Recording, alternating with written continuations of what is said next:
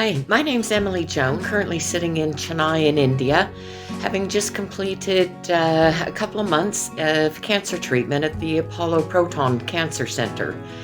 Just wanted to say quickly how wonderful the treatment has been at the hospital.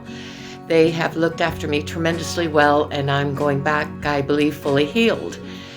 But the one thing that I do want to really point out is that my journey was made so much easier because I came across a company called Vaidam Health.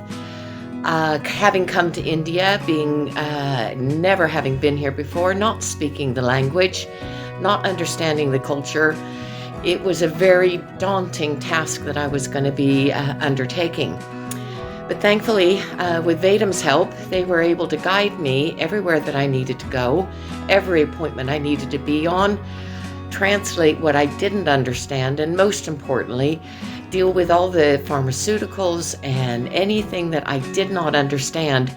They were there holding my hand and keeping me following all the protocols that the doctors were prescribing.